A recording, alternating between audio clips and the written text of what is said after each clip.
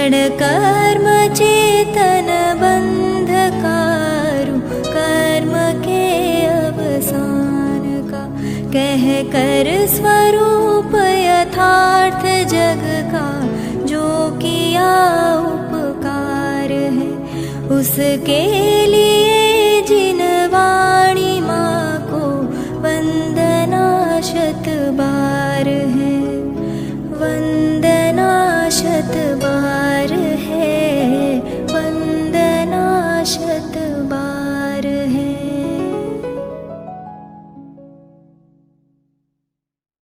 ओम नमः सिद्धेभ्यः, ओम नमः सिद्धेभ्यः, ओम नमः सिद्धेभ्यः।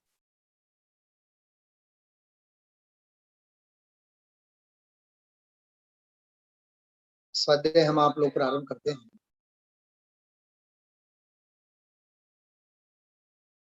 विगत 2-3 दिनों से हम आप लोगों ने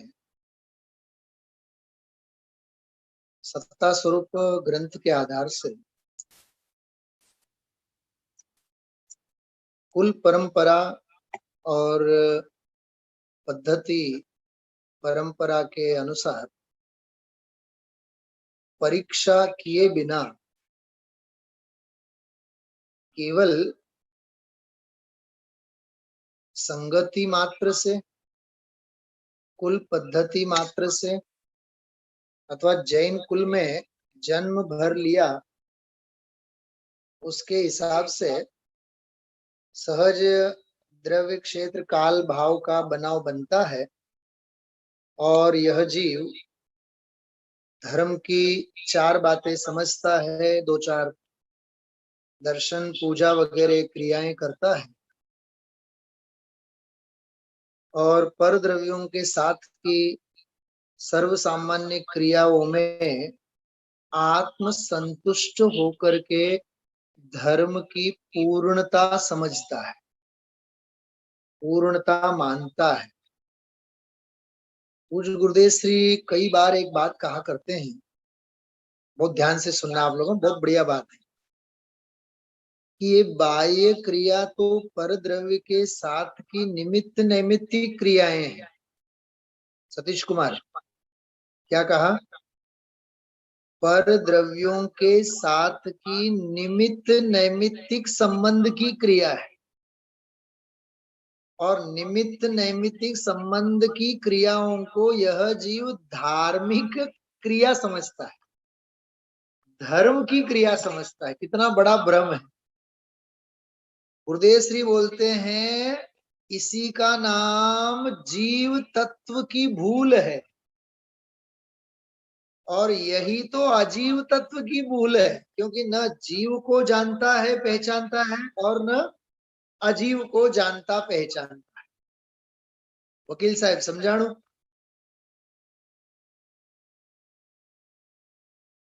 7-8 दिन हम आप लोगों को भगवान के दर्शन नहीं होते हैं।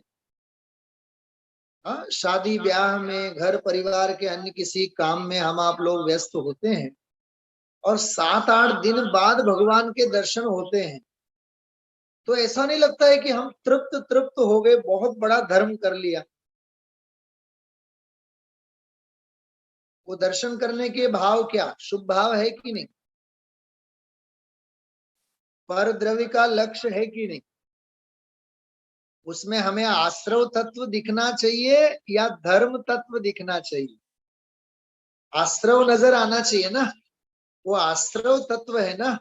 लेकिन उस शुभ भाव में, उस क्रिया में, शुभ भाव में भी नहीं, क्रिया में, उस क्रिया में हमें धर्म की पूर्णता लगती है, जो संतोष की अनुभूति होती है, उसी का नाम व्यवहाराभास है।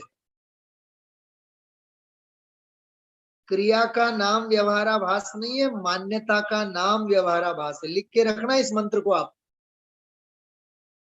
क्रिया का नाम व्यवहाराभास नहीं है, अभिप्राय अथवा श्रद्धा की विपरीत मान्यता का नाम व्यवहाराभास है। निश्चयाभास भी कोई क्रिया का नाम नहीं है।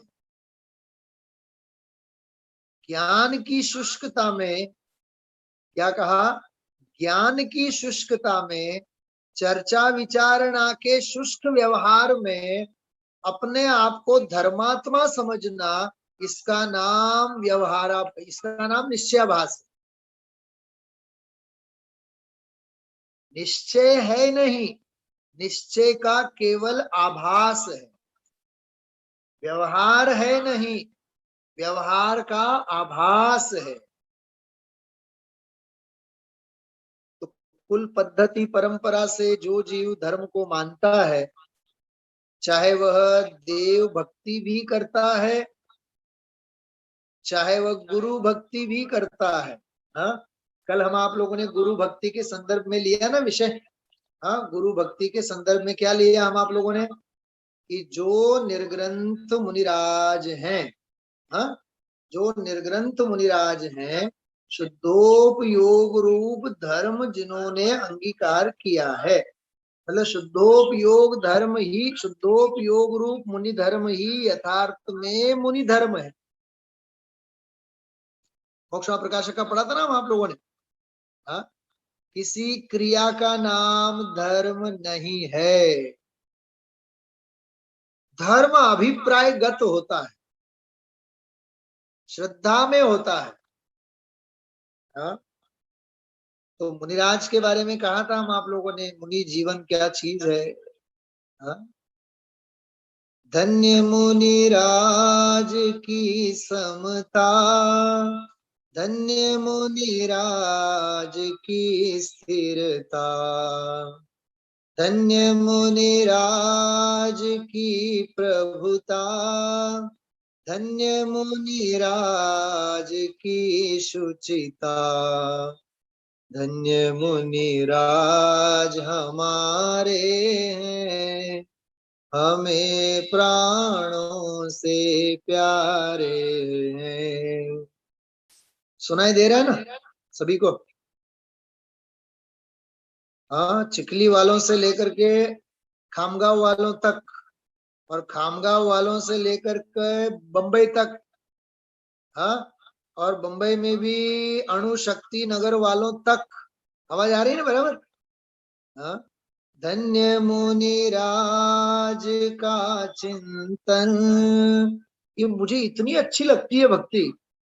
अरे वह चिंतन भी धन्य है सुमेर काका, वह चिंतन भी धन्य है जिनके चिंतन से जगत के जीवों की चिंता मिट जाती है।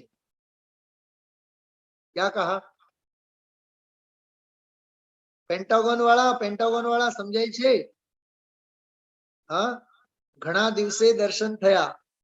हाँ, अरे धन्य है वह चिंतन,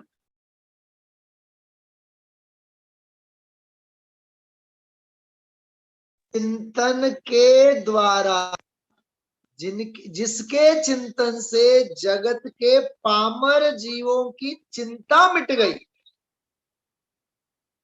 धन्य मुनिराज का चिंतन, धन्य मुनिराज का मंथन। वाह, मंथन होवे तो ऐसा जगत को मक्खन मिले।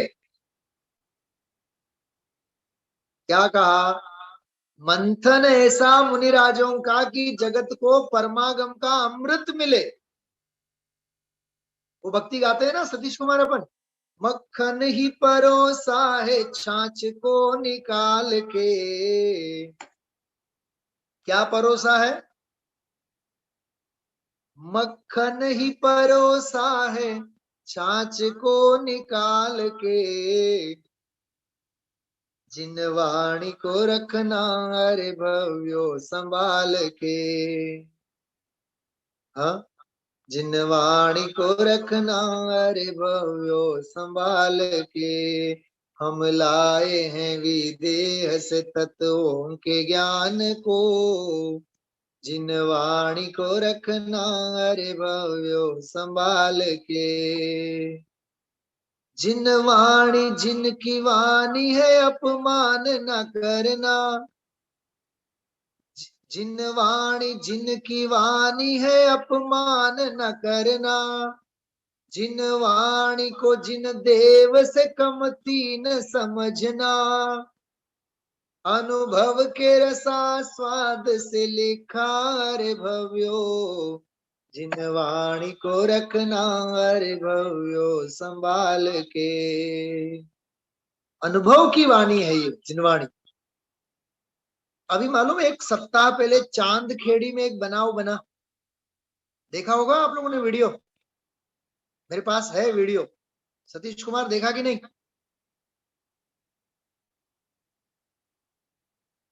देखा ना आपने? मुमुक्षु समाज को दिखाने लायक है वो। 10,000 ग्रंथ।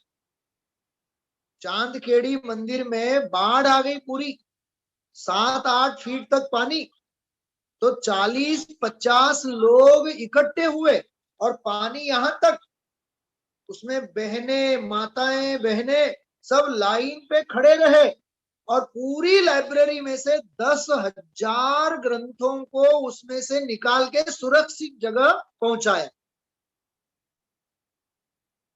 ये होती है जिनवाणी की वैयावृत्ति, ये होती है जिनवाणी की सेवा।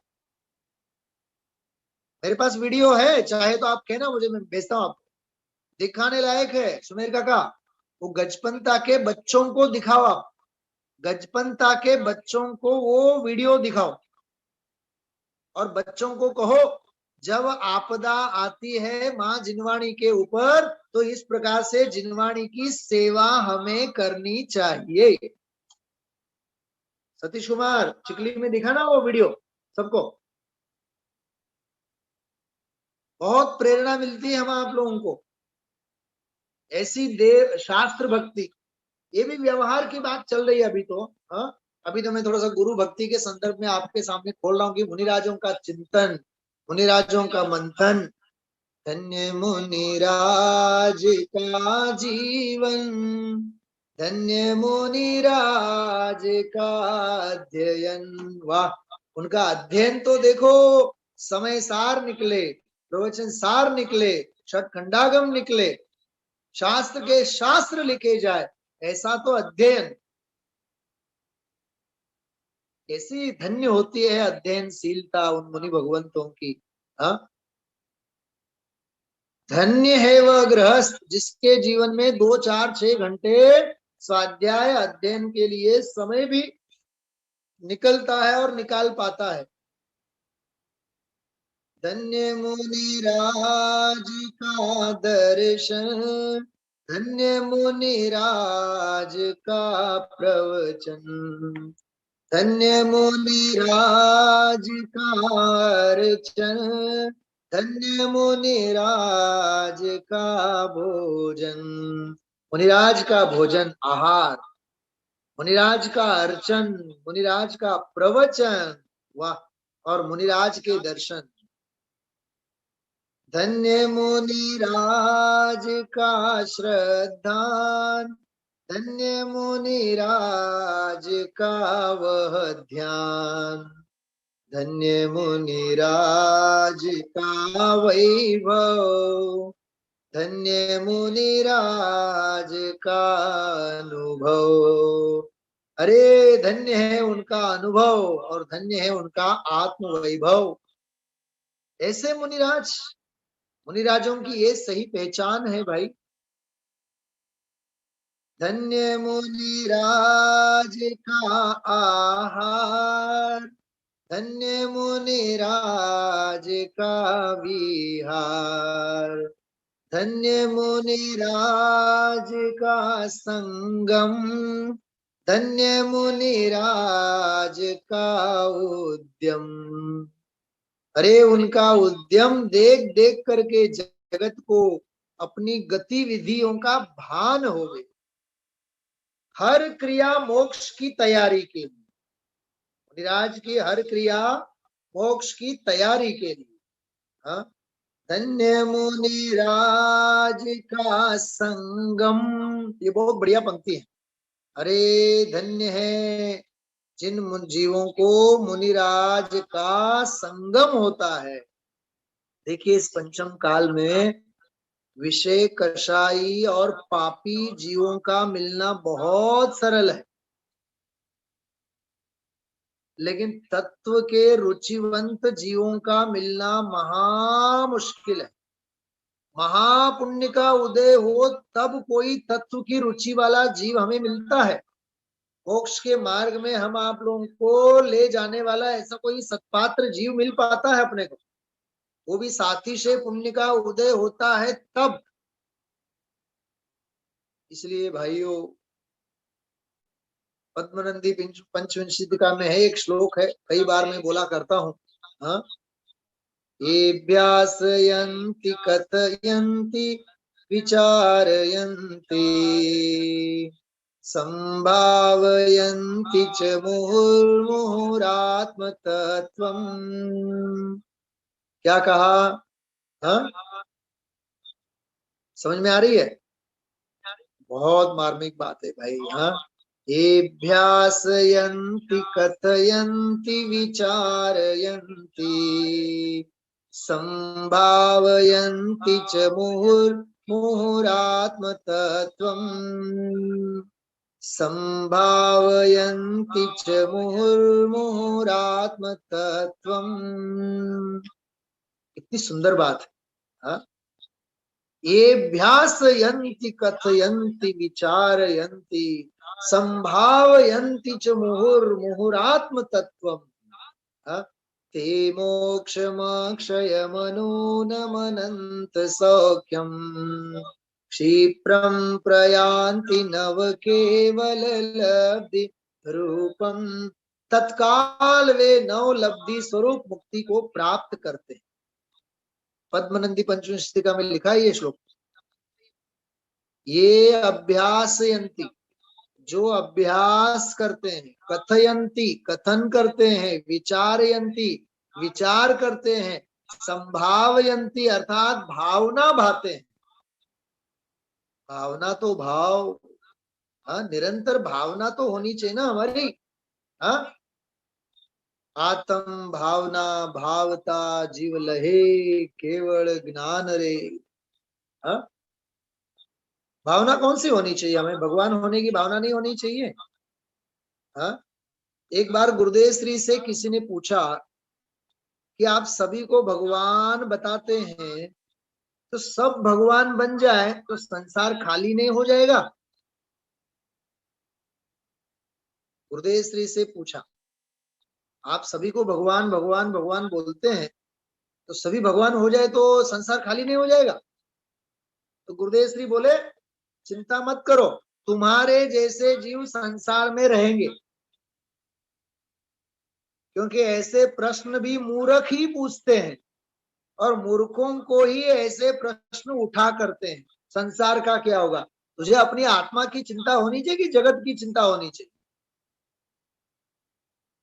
समझ में आई बात? हाँ, इसलिए भाई आत्मा की चिंता करना। हाँ, आत्मचिंतन का इस समय आया निरंतर उसका चिंतन मनन। तो पद्मनंदी पंचविंशितिका की जो बात मैंने की है वो यहाँ मंथन के अर्थ में। हाँ, धन्य मुनिराज का संदेश, धन्य मुनिराज का उपदेश, धन्य मुनिराज की दृष्टि, धन्य समता की अभिव्यक्ति। दृष्टि की चर्चा हम आप लोगों ने उसमें की है 64 रिद्धि विधानों के स्वाध्याय में। हाँ, उनकी ऐसी दृष्टि पड़ जाए तो सामने वाला जीव भस्म भी हो जाए, और ऐसी दृष्टि पड़ जाए तो भला बड़ा रोगी होवे, महारोगी होवे, उसका रोग भी खत्म हो जाए। दृष्टि विष रिद्धि।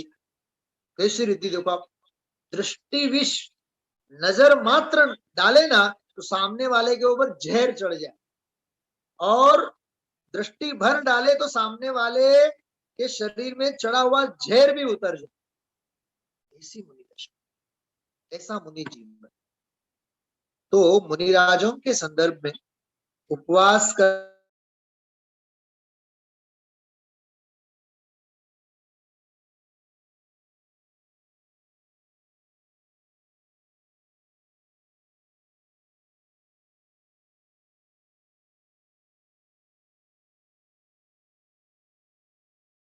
न रहकर जिन्हें प्रतीत एक सी होती स्तुतियां और गालियां, सिर पर गिरती सुमनावलियां, चलती हुई दुनालियां, दोनों समय शांति में रहना जिनका शुभ परिणाम है।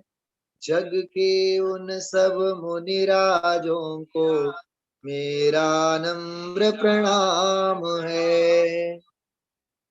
आप लोग गा सकते हैं, मना नहीं है।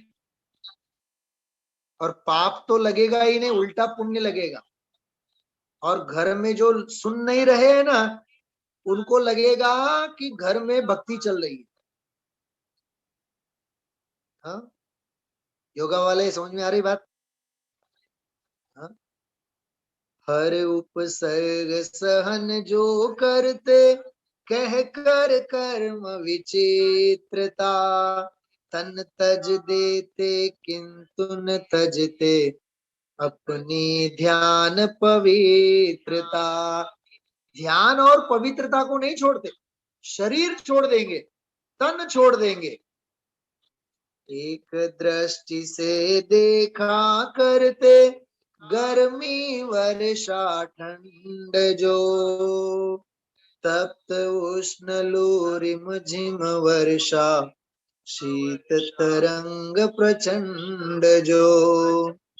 जिनको जो है शीतल छाया, त्यों ही भीषण घाम है।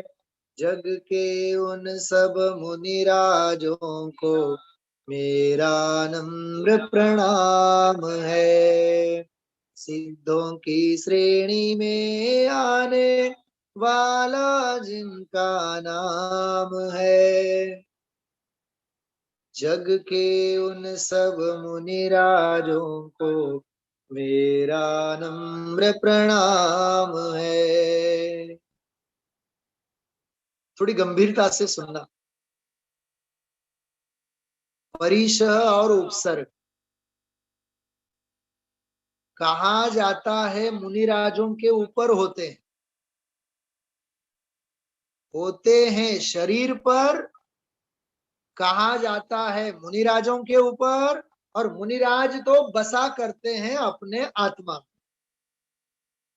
तो बोलो परिशः और उपसर्ग कहाँ हुए? शरीर पर ही हुए ना, उस संयोग पर ही हुए ना। तो संयोगों की दृष्टि तो मुनिराजों की हटी हुई है।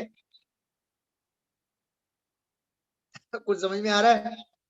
संयोगों से दृष्टि हटी हुई है, तो संयोगों का चाहे कुछ भी हो जाए, हाँ, छेदाए जाए। याद आई गाथा निर्जरा अधिकार की? छेदाए जाए, भेदाए जाए, कोई लई जाए कि कांઈક ને કાંઈક થાય, પણ પરિગ્રહ મારું નથી। હું અનિચ્છુક અને अपरिग्रही। समझ में आया? हाँ, बहुत सुंदर बात। जिन परिग्रह से हमें प्रेम नहीं है, उन परिग्रह का क्या हुआ, हमें उसकी क्या चिंता। ऐसे निशल्य होकर के मुनिराज चले जाते हैं। इसलिए न उपसर्गों में आकुलता होती है, न देह में अपनापन। देह में अनुराग नहीं है, सुना ध्यान से। देह में ही अनुराग नहीं है, तो परिशः और उपसर्गों के प्रति द्वेष कैसे हो सकता है? न्याय समझ में आया? न्याय क्या कहा मैंने? हाँ, परिशः और उपसर्गों के प्रति द्वेष कब होगा बताओ? परिशः और उपसर्गों के प्रति द्वेष तब होगा जब शरीर के प्रति अपनापन होगा। तो शरीर के प्रति अपनापन ही नहीं है, तो शरीर के प्रति अनुकूल अथवा प्रतिकूल संयोगों के प्रति राग और द्वेष कहां से हो? लॉजिक लॉजिक समझ में आ रही है आप लोगों को? न्याय न्याय समझाए छे। अरि मित्र महल मसान मन कंचन कांच निंदन थुति करन अर्घ्यावतारण असि प्रहारन में सदा समताधरन। क्यों? वो आरती उतारने वालों के प्रति भी राग नहीं करते और तलवार से प्रहार करने वाले के प्रति भी द्वेष नहीं करते। ऐसा क्यों है?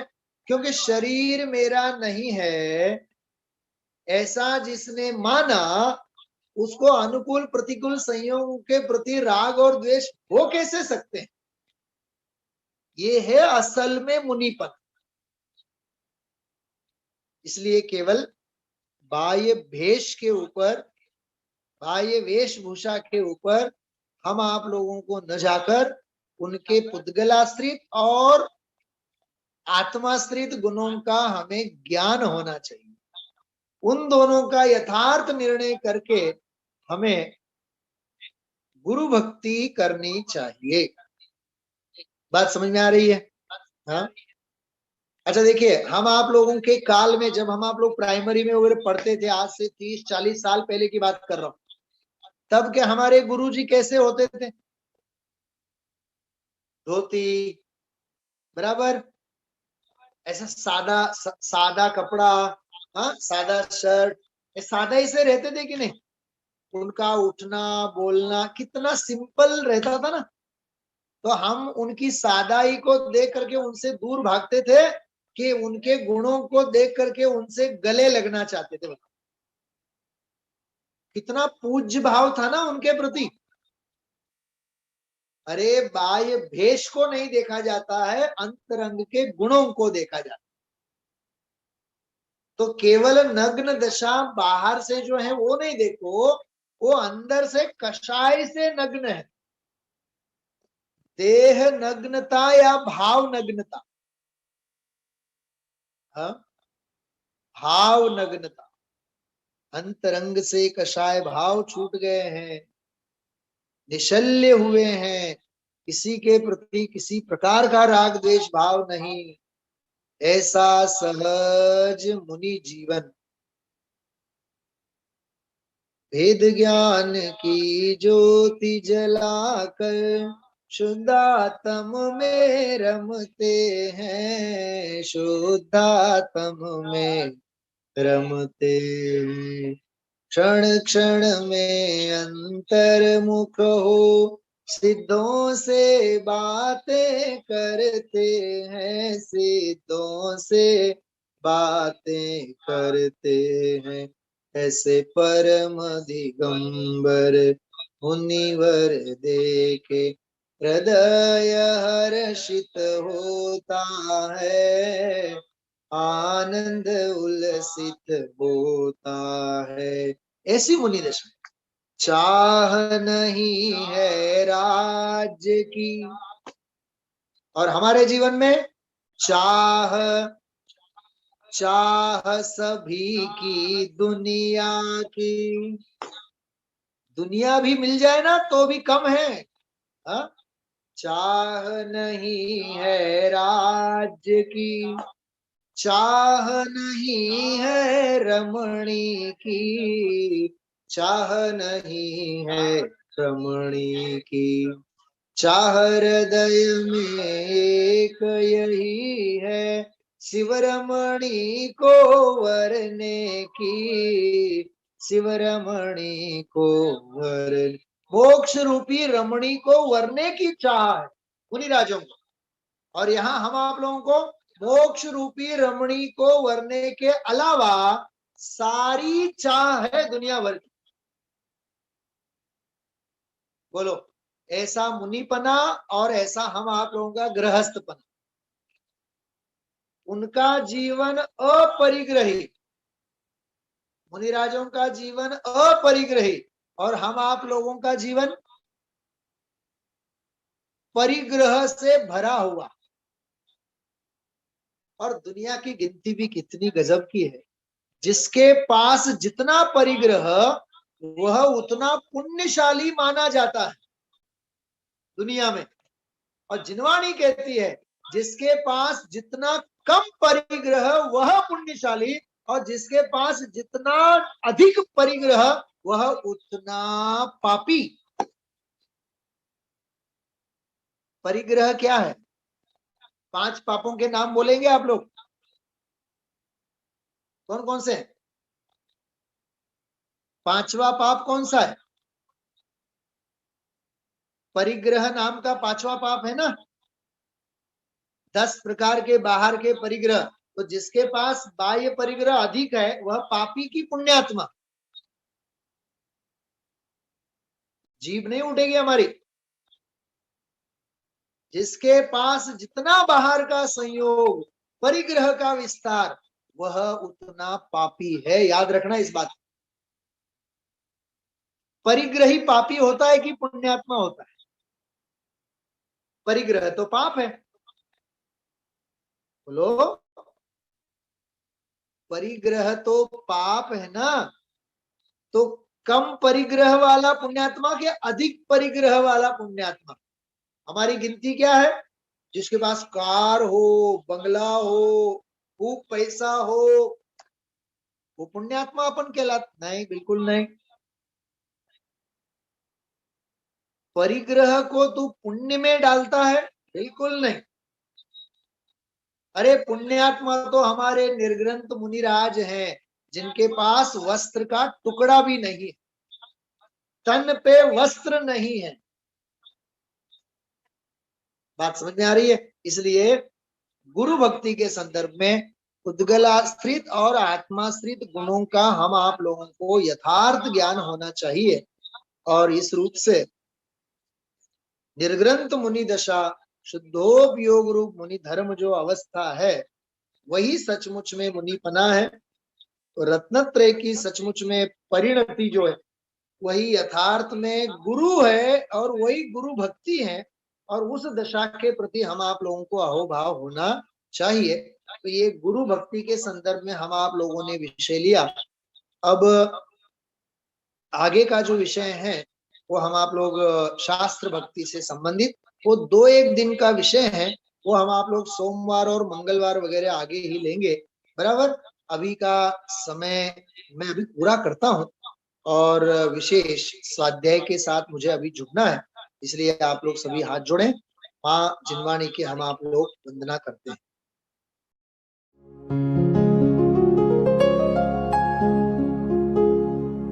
निज निधि निज में बताए, यह अनंत उपकार है उसके लिए जिन वाणी माँ को वंदना शत बार है, वंदना शत बार है, वंदना शत बार है।